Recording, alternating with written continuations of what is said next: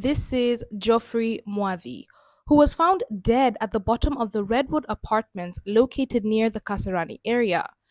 Now, Jeff was a 23-year-old entrepreneur who owned two businesses. His first business is a fashion house named If You Know, You Know Trends Fashion House that he co founded with his friend Faith Utano, while his second business was interior designing. Now, in late February, Jeff would get a high profile celebrity client for his second business, a Mugithi DJ named DJ Factso. The DJ, also known as Lawrence Njuguna Wagura, wanted Jeff to work on one of his offices and a shop.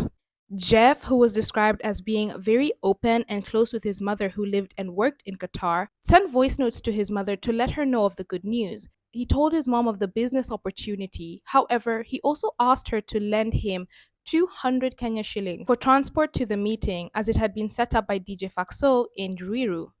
Now, it is assumed that Jeff's mother sent him the money, as Jeff subsequently sent voice notes informing her that he was on his way to meet the DJ. Now, in those audios, Jeff was bursting with excitement, telling his mother that he had even dressed extra special to take pictures with the celebrity and that he would send them to his mother. Now, this meeting took place on the 22nd of February 2023, and Jeff subsequently informed his mother after the meeting that he and DJ Faxo had met up and agreed to discuss the costs for the designs the next day. Jeff again sounded excited and hopeful, telling his mother that at least this will bring in some good money. Now, you would think that having concluded this meeting, the two would part ways. However, Jeff and DJ Faxo are alleged to have visited a sum of three clubs and partied well into the wee hours of the morning. Now, at around 3:27 a.m., Jeff, alongside three women, DJ Faxo, DJ Faxo's cousin, and a driver, decided to retire the party to DJ Faxo's Redwood apartments on Thika Road near Kasarani. Now, as the pack made their way to their apartment, Jeff would continue to send his mother snaps and videos of his surroundings. Now, the snaps would reveal that one of the three women they had come home with was actually Jeff's long term friend and business partner, Faith Mutanu. Now, Jeff would keep in contact with his mother until his phone died and subsequently the communication stopped.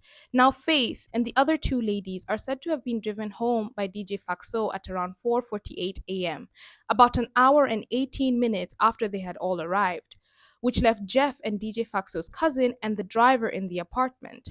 Now, at 5:40 a.m., around 52 minutes after DJ Faxo and the ladies had left, Faxo's cousin and the driver are captured by CCTV on the ground floor, looking around without Jeff. Now, during their search of the grounds, the cousin is seen opening a toilet on the ground floor and then he proceeds to make a phone call that lasts a few seconds. After hanging up on the two immediately made their way back up to the apartment where it is assumed that Jeff was waiting for them, considering that he had not yet left the apartment. However, 7 minutes later, at 5:47 a.m., Jeff's body is seen flailing to the bottom of the apartment, where he slams onto the ground head first within the area that the two men had been spotted surveying only just 7 minutes earlier. Now, the scene was heartbreaking as the contents of Jeff's head made their way out due to the impact upon collision with the ground. In addition, Jeff was found with his pants below his knees and he was further facing the ground as opposed to facing upward. Now, management found Jeff's body outside the apartment complex and they assumed that Jeff had probably fallen out from a window, considering the side of the apartment that he was on. However, when they looked up, all the windows were closed. The management then decided to go and knock on the apartment doors of the tenants living on that side of the building. Every tenant opened the door except DJ Faxo's apartment. As all of this is happening, the driver and Faxo's cousin were upstairs on a live streaming session that they had started only 2 minutes after Jeff's body had been seen falling on the CCTV.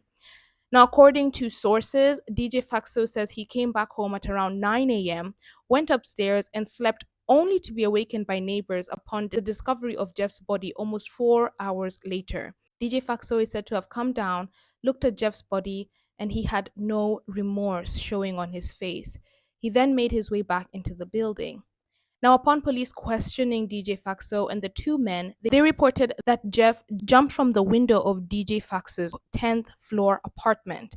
Now, Jeff's family refuses to believe this version of events. Firstly, they argue that Jeff had no previous or current episodes of depression.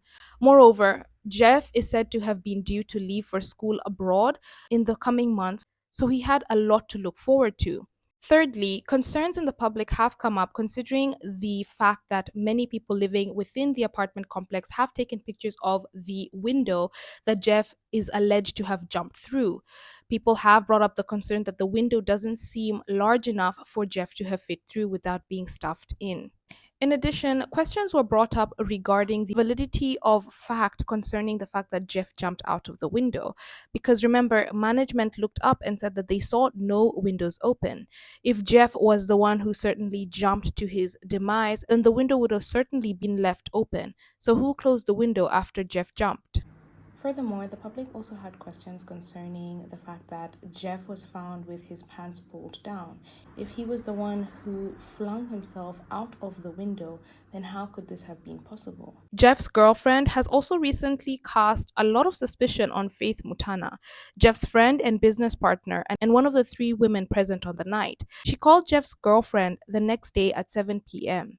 asking if Jeff had come home that morning, and then randomly questioned Jeff's girlfriend if it's true that Samido, another popular celebrity, was actually Jeff's uncle. To which his girlfriend responded that he was. Now, Faith claimed that DJ Faxo had left the house that morning at 7 a.m. to go to the studio, and she says that he had left Jeff asleep that morning. She then claims that DJ Faxo came home at around 11 a.m.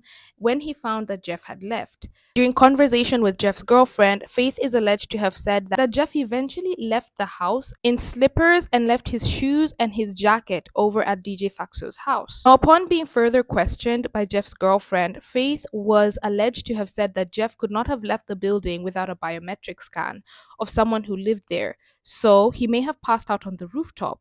She then subsequently said that maybe he did in fact leave and that he went to his friend's house. Now, the contradictory statements alleged to have been given by Faith do cast further suspicion on this entire story. Now, Jeff would eventually be buried, and it is alleged that he was buried before a post mortem could be carried out on him.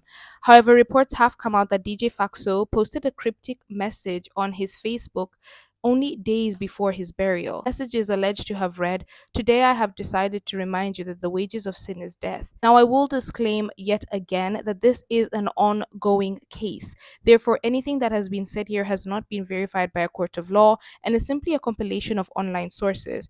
I will keep you updated on any new details as the police are investigating.